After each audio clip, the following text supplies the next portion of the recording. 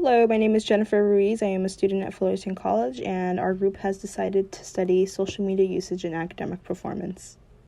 The purpose of the study was to determine if there was a relationship between social media usage and academic performance. Social media usage has become a staple of modern life. It is important to know any of the potential effects it may have on any relationships. Our hypothesis for this study was as social media usage increases, academic performance decreases. Prior to coming up with our hypothesis, we had to define our two variables. Social media addiction was defined as an individual relying so heavily on social media that it affects their well-being. Jennison CoStar 2021. Academic performance was predominantly measured in education using letter grades. Gogel, Ruggill, Brooks, and Daniels 2020.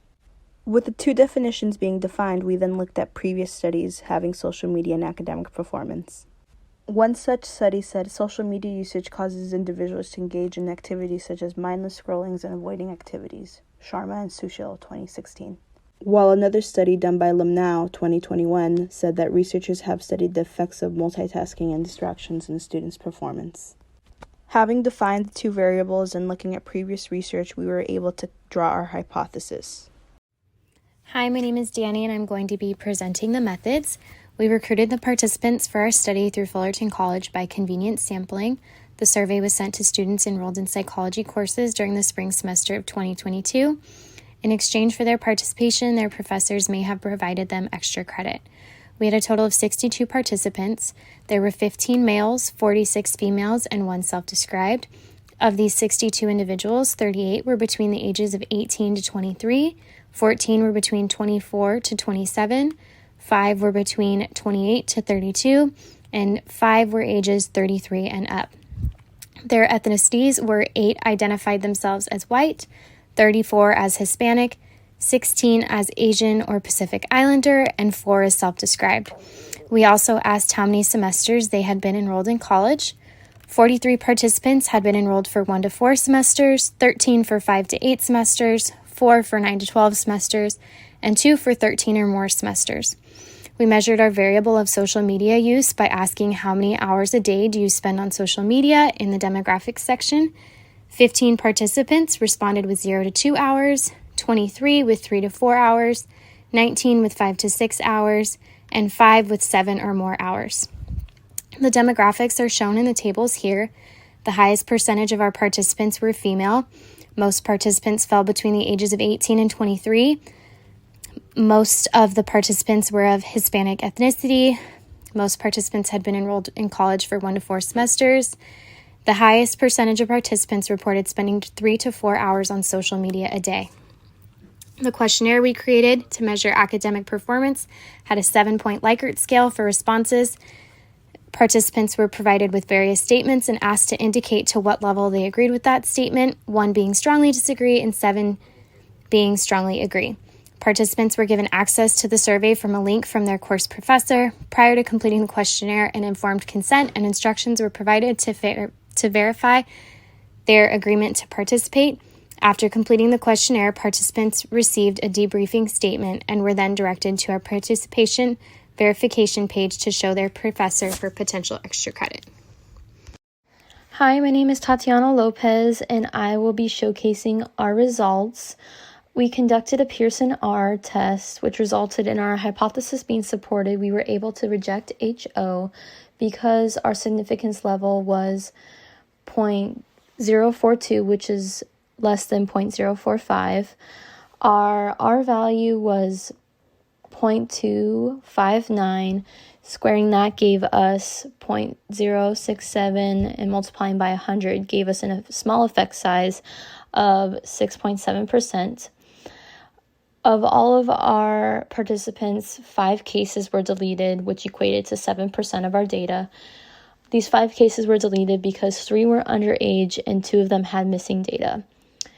In our scatter plot, there was no linearity or homoscedasticity, and as far as our histograms go, our first one met the assumption of normality with a normal curve, and our second did not meet the assumption of normality because there was it was slightly left skewed.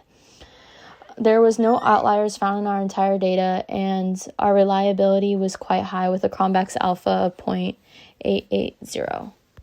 Along with the Cronbach's alpha, our minimum and maximum, our means and standard deviation were recorded in a table. For academic performance, our minimum was 2.1, and for social media use, it was 0. For the maximum for academic performance, it was 6.45, social media use being 9. Our means for both of the variables, academic performance was 4.97 and social media use was 3.98. As far as standard deviation went, for academic performance, it was 0.91. For social media use, it was 1.95. Figure 2 shows that the histogram met the assumption of normality.